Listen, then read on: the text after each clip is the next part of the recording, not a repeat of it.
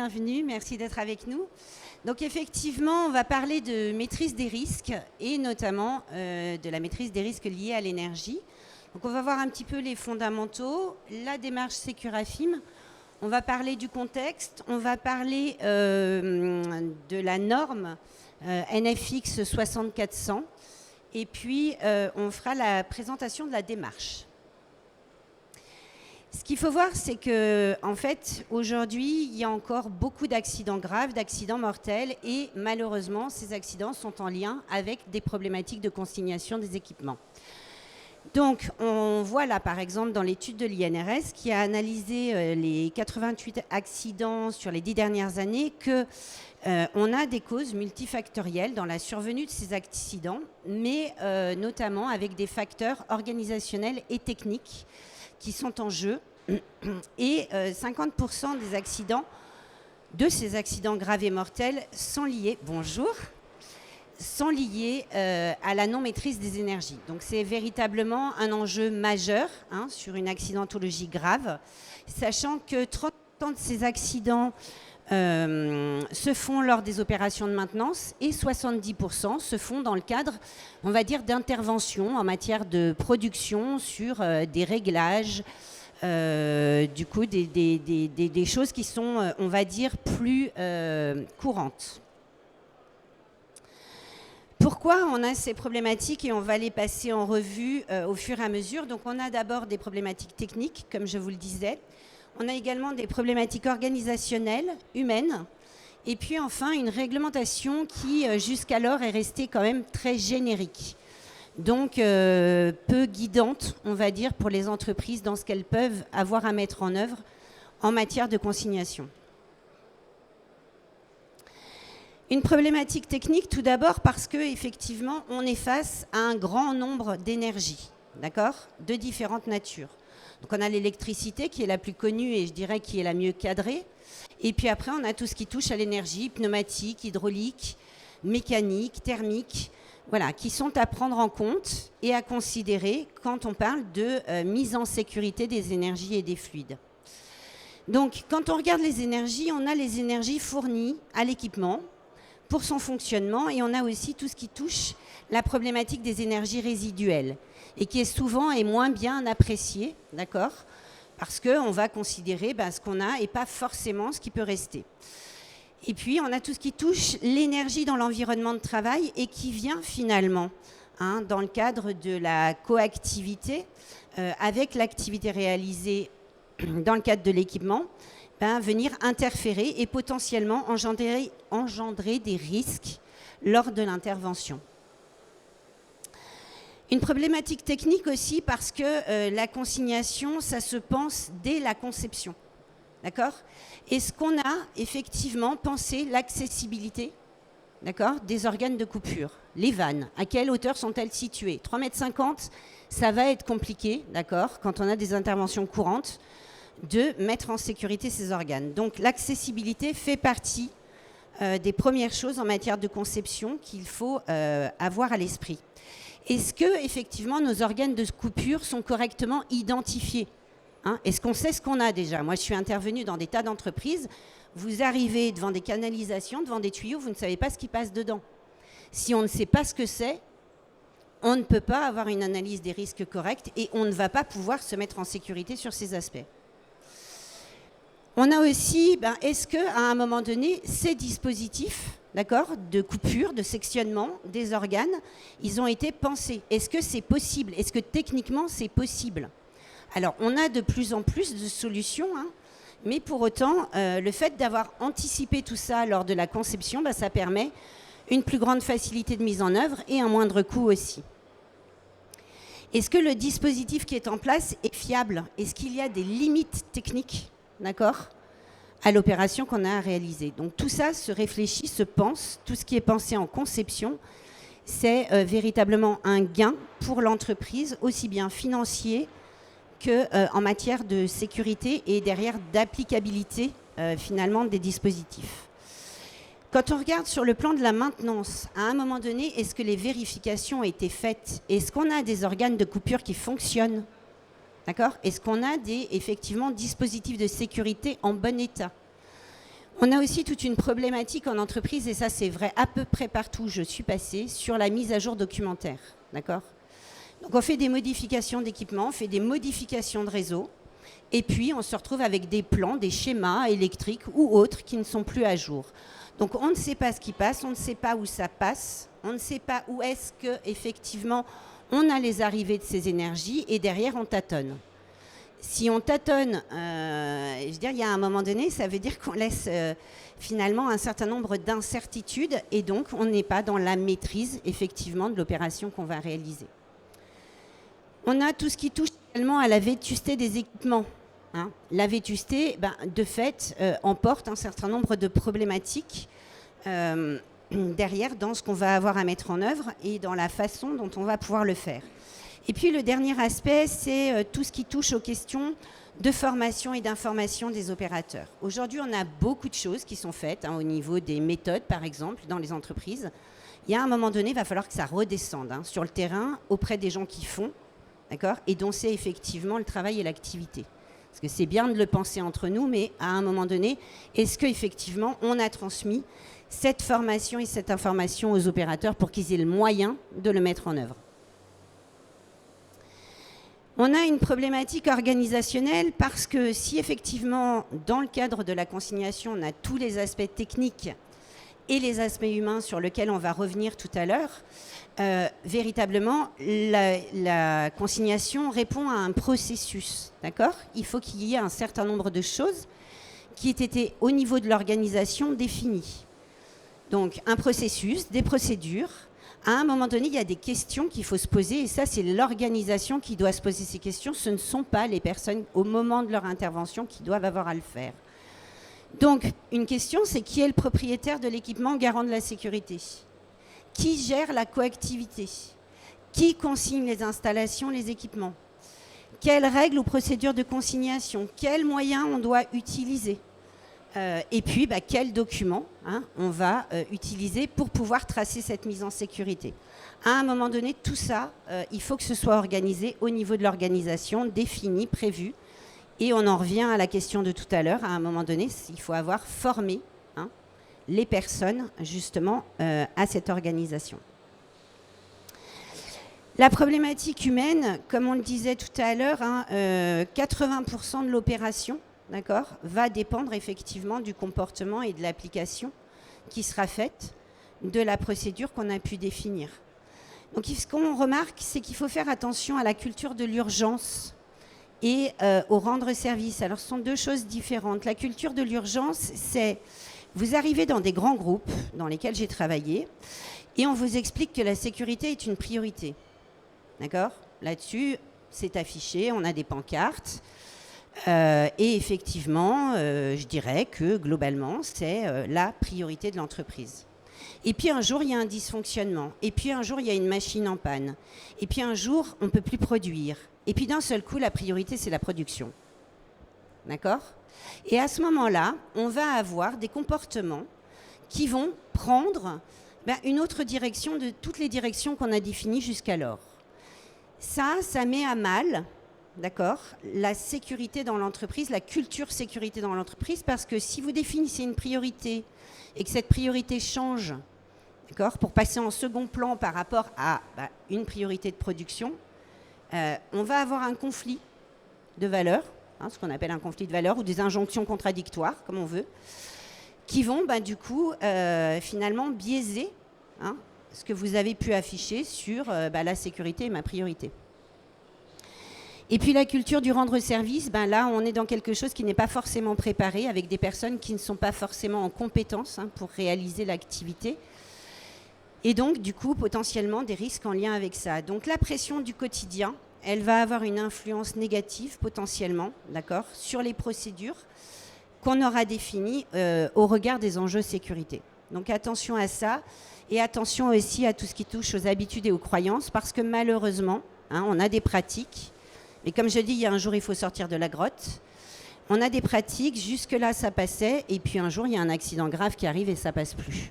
D'accord ? Donc, les habitudes et les croyances, ce sont des ennemis à combattre. À un moment donné, il faut se poser les questions et se reposer les questions.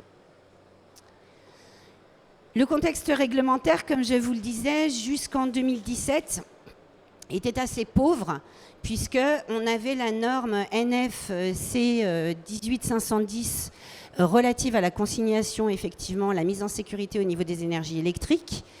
Mais il y avait très peu de choses sur tout ce qui touche à la consignation, toute énergie, tout fluide. Hein. Dans le Code du travail, on a effectivement cette obligation générale de sécurité pour l'employeur, et puis du coup une obligation d'effectuer des analyses de risque, mais pour autant pas grand-chose de prescriptif et je dirais qui pourrait être aidant en tout cas pour l'entreprise dans le cadre de la réalisation de ce travail de consignation. On avait également la brochure, et on l'a toujours, un ED 6109. L'INRS est très aidant au regard de la prévention en entreprise. Et puis, on avait la référence LOTO, qui est un standard issu de l'administration américaine et qui, effectivement, dans un certain nombre de groupes, est la référence en matière de consignation. Et puis, en décembre 2017, il y a eu enfin, je dirais, la publication de la norme NFX 6400 relative à la maîtrise des risques liés aux énergies. D'accord ? Donc, toute énergie, tout fluide. Elle est venue, elle est complémentaire de tout ce qui touche à la mise en sécurité, effectivement, sur le plan électrique, parce qu'elle vient définir un certain nombre de choses. C'est une approche qui capitalise l'expérience de personnes, d'experts en matière de maintenance industrielle, en matière de sécurité et de prévention des risques au travail, et puis qui s'appuie aussi sur l'expérience, du coup les retours d'expérience au niveau international. Alors il y a un projet de norme européenne, mais ça fait plusieurs années que c'est en cours, on n'a encore rien vu venir en la matière. Cette norme, elle vise à maîtriser tous les types d'énergie avant, pendant et après. L'idée, c'est d'éviter effectivement des redémarrages accidentels qui sont malheureusement souvent l'origine de l'accident, de clarifier et d'homogénéiser la terminologie en matière de consignation et puis d'expliciter les différents processus. Voilà, et les limites de certaines technologies et pratiques. Donc, ça précise finalement la démarche pour arriver à cette maîtrise des risques liés aux énergies. Comme on vous l'a montré, comme la problématique, effectivement, est dans 3 domaines, de fait, la norme reprend les différents piliers, donc le pilier humain, avec toute la partie compétences, formation, qualification, les aspects techniques, la maintenabilité, la faisabilité, la consignabilité, et puis l'organisation avec la définition donc, de tout ce qui va être procédure, processus et méthode. C'est bon. Le processus de maîtrise des énergies, c'est un processus donc, qui se lit de haut en bas, qui part de la définition de la nature de l'intervention, qui s'appuie sur l'analyse de risque qui est centrale à toute démarche de prévention et qui va nous permettre d'identifier ou de définir le processus de mise en sécurité que l'on veut mettre en œuvre. Alors, nous avons 4 processus de mise en sécurité. L'isolation forcée par la consignation, l'isolation simple par condamnation et donc qui se positionne sur du remplacement de composants. Et ensuite, on a 2 autres processus. Un processus de neutralisation des énergies par les commandes et un processus d'opération en présence des énergies. Alors, comme je l'ai dit, les 2 processus d'isolation sont mettre en œuvre lors d'interventions sur des composants. Et les 2 autres processus, donc neutralisation des énergies par les commandes et opération sous énergie, en présence d'énergie, sont des processus qui sont adaptés et qui sont choisis pour des opérations de type contrôle, test, essai, tout type d'opération, mais qui ne nécessitent en aucun cas le démontage ou le remplacement de composants. La procédure ensuite, le processus plutôt se termine ou se complète avec une procédure de cadenassage que je présenterai ensuite, dans la suite. Ah. Excuse-moi, merci. Donc le choix des processus de mise en sécurité repose donc sur la nature de l'intervention et sur l'analyse de risque et permet de définir, donc soit on fait une isolation renforcée, soit une isolation simple dans le cas d'une intervention avec changement de composants. On voit clairement qu'en fonction de l'énergie auquel on va avoir affaire, l'opération ou la mise en sécurité sera différente. Si on doit intervenir sur une conduite d'eau froide, ou d'eau dans une pression de 2 à 3 bars ou 4 bars, la mise en sécurité sera différente par rapport à une canalisation d'eau sous 250 bars, de méthane, de vapeur, produits chimiques, etc.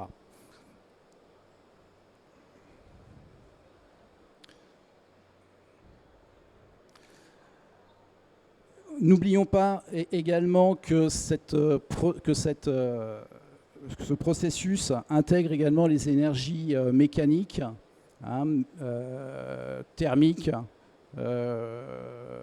pneumatiques, hydrauliques, donc tout ce qui est vérin, tout ce qui est air comprimé, porte de four par exemple, tout ce qui est alors mécanique, c'est tout ce qui est lié aussi à la gravitation et aux énergies potentielles, avec des risques liés sur des grosses turbines par exemple ou des gros ventilateurs.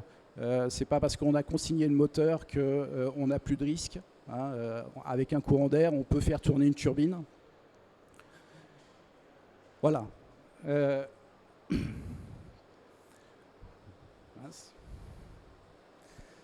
Le processus de neutralisation des énergies par les circuits de commande, lui repose, alors sa mise en œuvre repose sur des prérequis.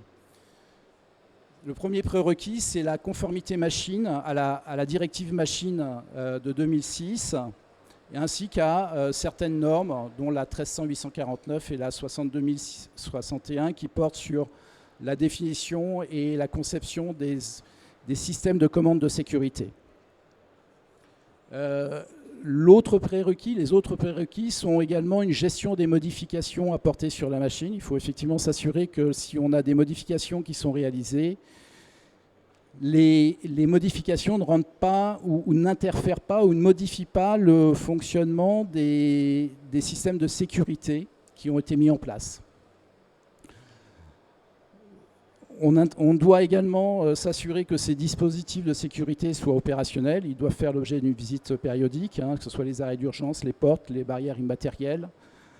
Et la mise en œuvre de ce processus restreint également les autres interventions. On ne peut pas intervenir sur des systèmes ou sur les organes de puissance, en particulier sur les armoires électriques.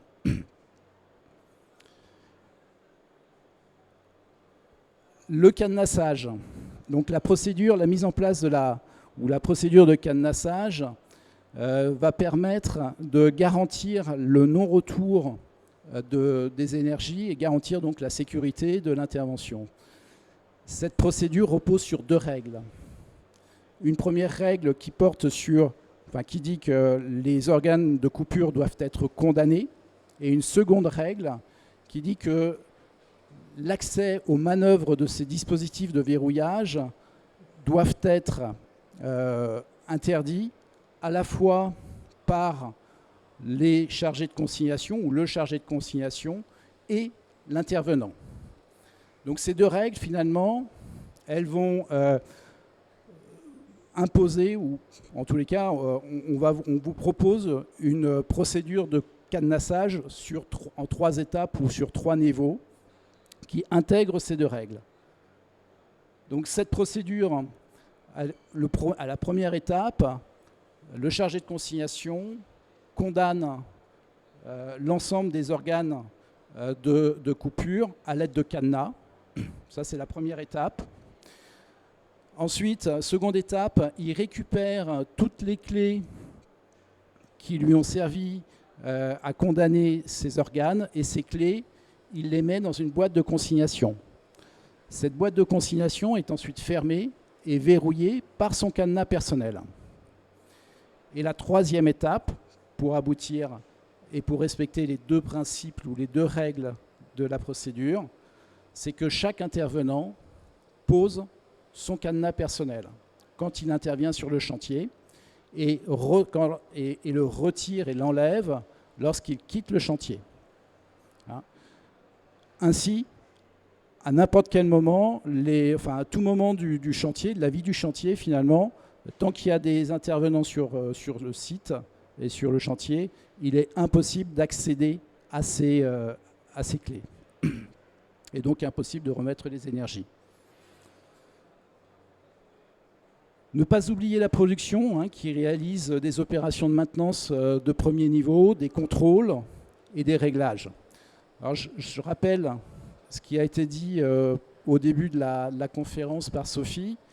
70% des accidents graves et mortels interviennent sur des opérations qui ne sont pas des opérations de maintenance à proprement parler.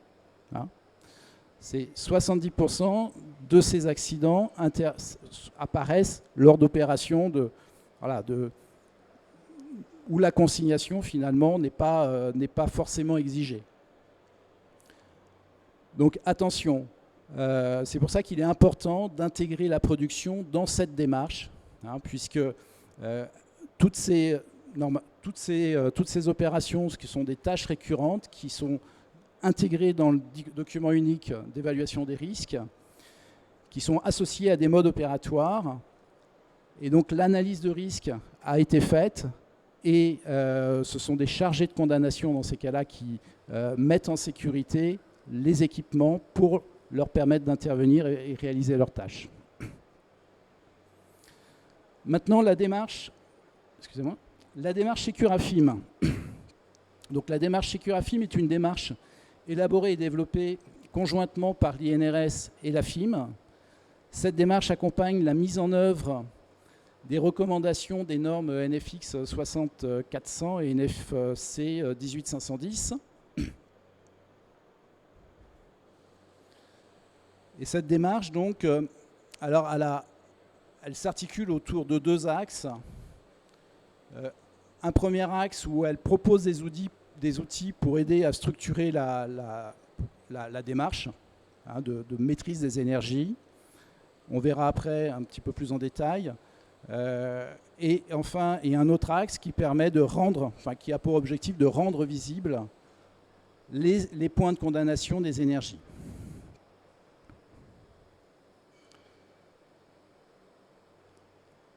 Un exemple d'une fiche, donc la fiche de repérage des organes de mise en sécurité des énergies.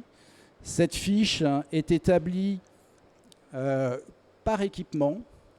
Elle permet de réaliser un recensement de l'ensemble des énergies et des points de consignation, une cartographie des énergies entrantes, des énergies résiduelles et des énergies liées à l'environnement de travail et des points de condamnation.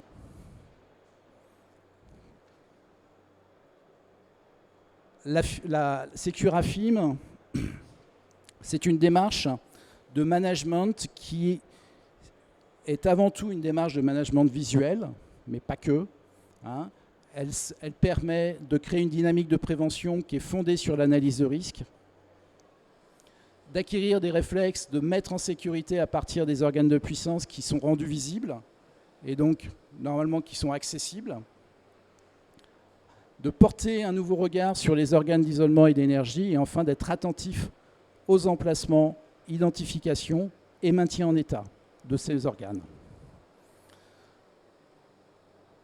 La solution Securafim ou la démarche Securafim, c'est une mallette d'outils qui est présentée à l'écran et un accompagnement à la mise en œuvre des outils et au déploiement de la démarche.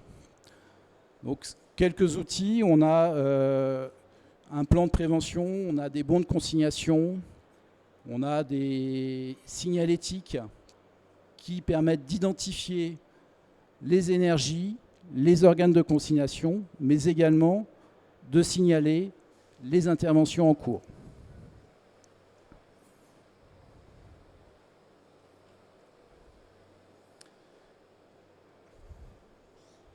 Alors, le support de l'AFIM et d'AS2Team autour de cette démarche, c'est effectivement de prendre en compte ces différents aspects humains, techniques, organisationnels dans le cadre de la démarche Securafim. L'idée, c'est véritablement d'avoir un accompagnement au changement, un changement de culture en fait. Parce qu'on va travailler, quand on travaille sur l'analyse des risques par exemple, on va travailler effectivement sur la prise en compte, sur à un moment donné l'éveil au regard des risques en présence, et puis d'un mécanisme, on va dire, d'analyse des risques dans le cadre de ces interventions. Donc on a véritablement un changement de pratique et du coup une évolution de la culture sécurité. C'est des choses qu'il faut voir dans le long terme, parce qu'un changement de culture, ça prend plusieurs années. Mais pour autant, voilà, ce sont des pratiques qui participent effectivement à la façon dont on va prendre en compte les risques dans l'entreprise et notamment au regard de ces risques graves. Les missions, en fait, elles s'articulent au regard de différents aspects. Donc, on a toute la partie diagnostic, état des lieux, des pratiques, qui est l'étape préalable, effectivement, pour savoir dans quel contexte on intervient et puis également où vous en êtes de ces thématiques.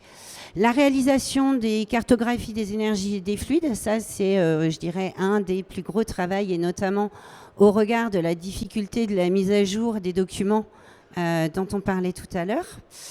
Le diagnostic sur la faisabilité des mises en sécurité, comme je vous disais, il y a des choses qui sont déjà prévues. Il y a en général, d'ailleurs, quand c'est prévu, c'est fait. Et puis, il y a toute la difficulté des installations sur lesquelles ça n'a pas été pensé. Donc, définir quels moyens de consignation on peut appliquer en fonction des énergies en présence et puis en fonction des énergies aussi résiduelles et du coup des moyens techniques dont on dispose. Après, derrière, il y a tout ce qui touche à la rédaction, forcément, de la procédure et derrière, des modes opératoires qui vont être associés à ce qui aura été défini en matière de points de consignation par rapport à la cartographie réalisée. Derrière, tous les aspects formation des intervenants, à la procédure et puis derrière, aux outils aussi. C'est important, il faut absolument décliner, comme je vous le disais tout à l'heure.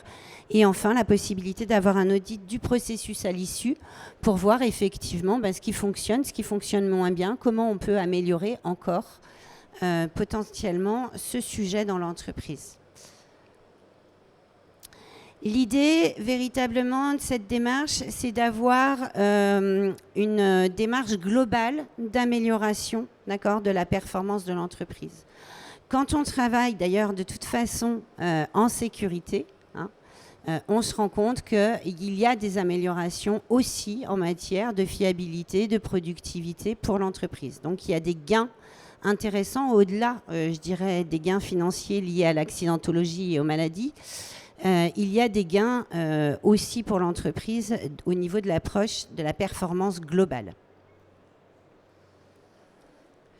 Ça, ce sont des entreprises, des groupes qui ont choisi effectivement de déployer la démarche Securafim. On a des entreprises comme Bosch, Safran, Essilor. Voilà, ce sont des entreprises qui ont mis cette démarche en œuvre.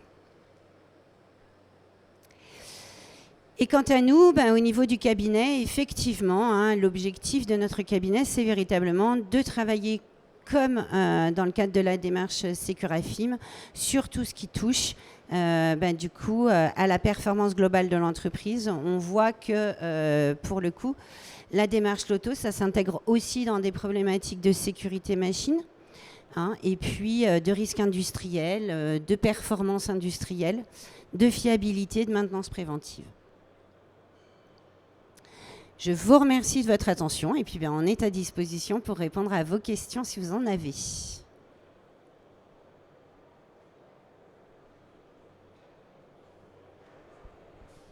Merci. Merci beaucoup pour votre intervention très riche et